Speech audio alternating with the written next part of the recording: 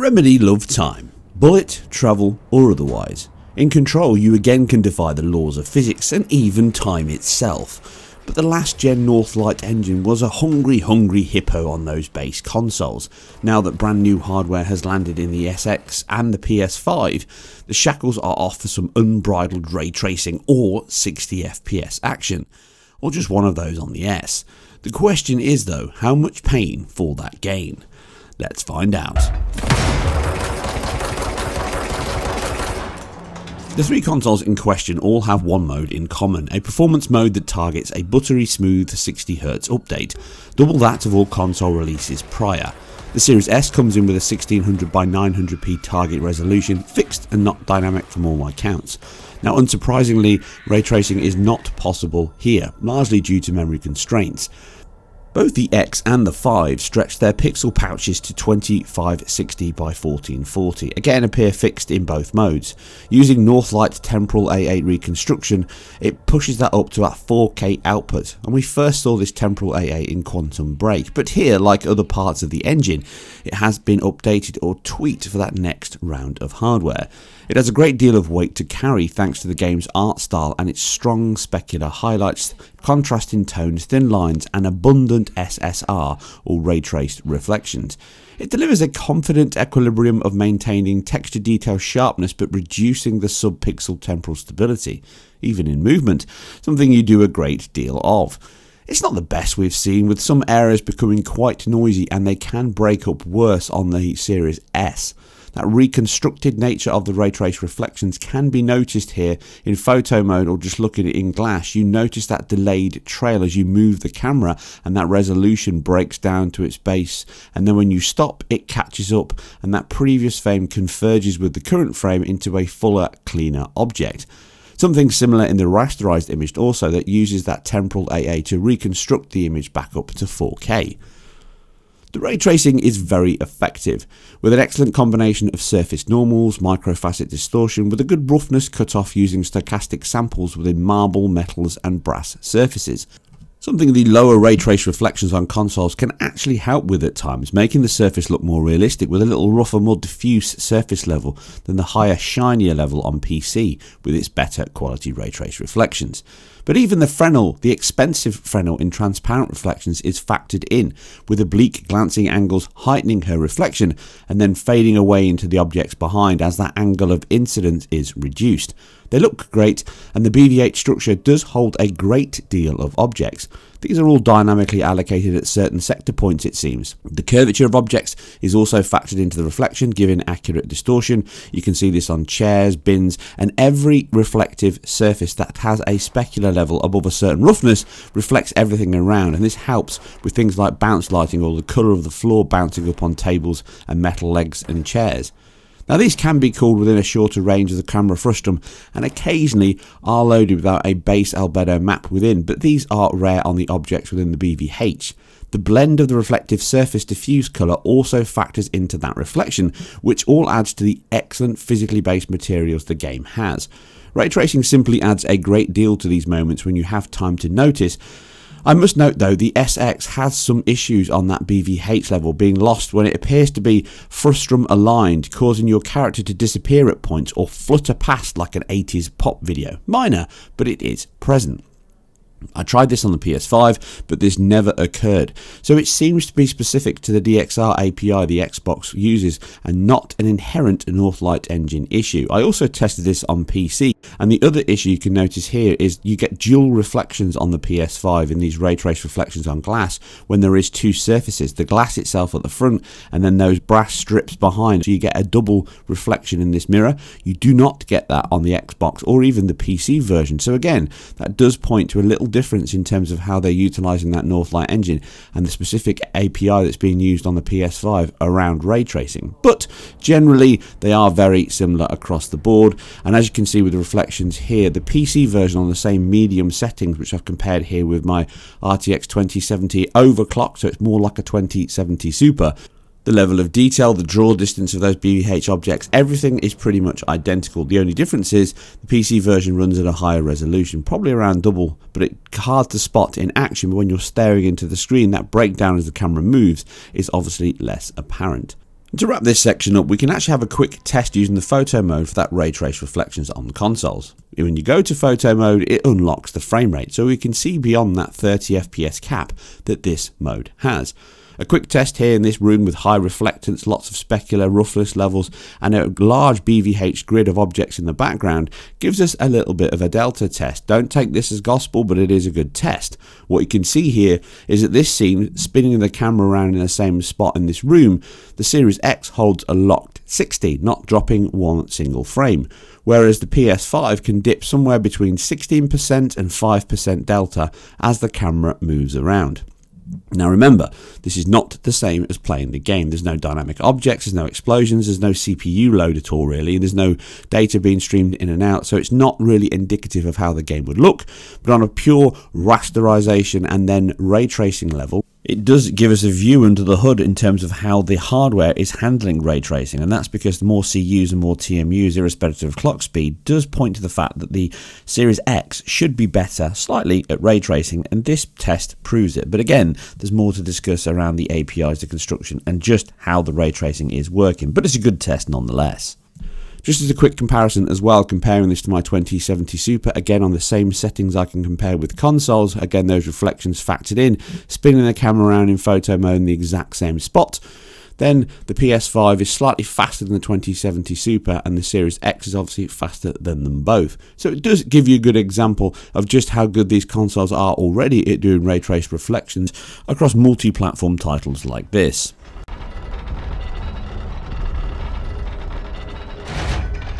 Call me Jesse. Okay, Jesse, full lockdown. It seems to have spread everywhere and to everyone not protected by an HRA. And, extraordinarily, you. You are the director, and that makes you special by definition.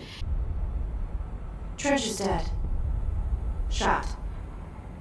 Ah. I found his body. Are they worth it though in comparison to the other modes' higher frame rate and much faster input times? And obviously on the S this is all you've got. Well, it will depend on your preference. Once ray tracing is off, the game defaults to screen space reflections, which often seem more stochastic than the ray trace ones do, and they do not benefit as much from that TAA. In action though, it can be harder to notice the loss, with only certain points in the game which lack those decent cube maps to fall back on. These can stand out at times. Now instead the game uses assigned distance fields, almost like a point cloud approximation of the surrounding geometry, and these blend with the SSR reflections on rougher marble floors or brushed metal doors, and they actually come close enough to convince. But when you need to check your hair and lippy, they do not hold a candle to ray tracing, obviously. And again though, like Quantum Break-like combat, it really benefits from that 16 millisecond frame cost reduction, as do the input times. That 60 mode feels so much better than ray tracing mode, and at times I actually struggle to play over the 60 mode, as it may or may not affect you though. This might be different for you personally, but for me I definitely felt the difference.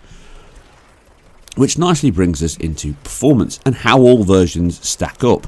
Now as noted, the last gen versions target the same 30 FPS the ray trace mode does, but with lesser effects and no ray tracing. The new ray tracing mode on both consoles is vastly better and cleaner, if not that much better on input times, but holding that 33 millisecond frame time pretty much all the time on the PS5, and it does that most of the time on the Series X. Except there are those deltas coming from those streaming stutters when you move into new sector points rather than in gameplay, although sometimes it can happen as you're moving around the combat area. Now this is obviously largely helped by the PS5's I/O construction. It's alleviated workloads away from the CPU and that SSD. Something else the PS5 boosts is almost half the install size thanks to Oodle texture compression. It only takes 25GB on your PS5 versus 42GB on both Xbox machines. Now all versions include the DLC pack as well, and this translates to a smaller footprint, hardly any stutters at all, or practically none, with minor ones, but they can crop up more often than I would like on the Xbox, along with slightly faster loading times on the Xbox Series X. Again minor, but every little helps. But as boring as that 30 FPS mode is from an analysis perspective, it's great news for us as we play. You do get these stutters in the 30 mode and the 60 mode on the Series X, and I'll touch on what I think is happening there in a minute. But the 60 FPS mode has slightly more to discuss, not least of which is that Series S version. The game itself targets 60 FPS, but again it's locked at 1600 by 900, and it does appear to have some reductions in some of the textures and details and filtering. Not a massive amount, but you can certainly notice it on cutscenes and certain parts when you're comparing them side by side. You can also notice the lower resolution, so it highlights the shimmer, the breakup, and that stochastic noise can get a little bit noisy at certain points, specifically at that lower resolution. On a 4K screen it stands out much more than a 1080p one, but just be aware. But generally it holds on to that 60 FPS very well. You can run through areas, and occasionally the stuttering is pretty much identical to the Series X, sometimes worse, sometimes better, but it's really synonymous of the entire game engine running on the hardware and how it's been constructed. The Series S is a pretty consistent 60. There are points when you can have long views, lots of geometry draw and alpha effects that can then bring that frame rate down to a consistent 40 at some of the heavier points you can see on screen, but it never really prolongs for too long, and generally you're somewhere in those mid 50s, so it still feels very fast, very smooth and very consistent. And overall it's a decent rendition of the game minus those ray trace options, but it still has that most important for me, that 60 FPS mode.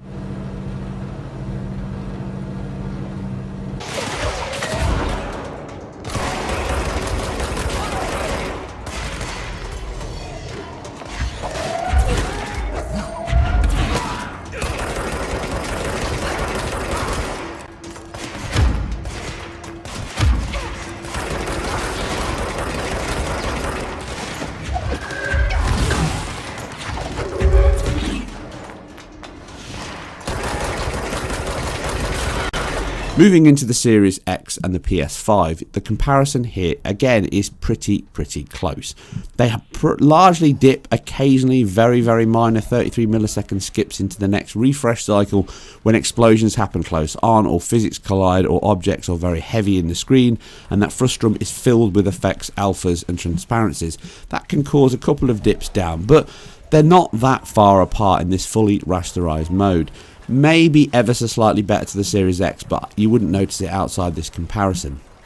The unfortunate thing, flipping the ray tracing test on its head, is there is consistent stutters and judders at points throughout the game. Again, consistent in when you traverse the game, when you run through it. Most of the combat sections, once they're loaded in, stay consistent at that 60 FPS. When you're travelling through areas, you can get these stutters you can see here, and that can bring the frame rate down to somewhere into the low 40s. It can be very brief and it judders as it goes through those sections, and again, this can be frustrating at times if you sometimes get it compounded on top of each other, and you feel it far more often than these 1 or 2 frame drops throughout combat. So it is the worst performing title because of the fact it dips down in these levels, which is a shame. But why is it doing this? Now, it's not because of that magic SSD, it's not because of all of those things that I've just spoke about in terms of the IO construction specifically. Now, what I think it is an answer we can find over on the PC version. The Northlight Engine is a very impressive engine. It's almost a perfect technical showcase of all the things the engineers want to push into a title. Ray trace reflections, huge physics, destruction, fluid-based simulation on alpha effects, so many particles and much more going on, that actually it's still a CPU bound title often, specifically in those ray tracing modes, because that puts a much higher overhead on the CPU, but also in the game itself. It can be bound to one single thread. Not unknown, many titles are multi-threaded, but you have a worker thread that owns the rest of the game engine. And here on PC you can see on my Ryzen 2700, just defaulting here to 3300, you can see it can max out 100% at times on one single thread.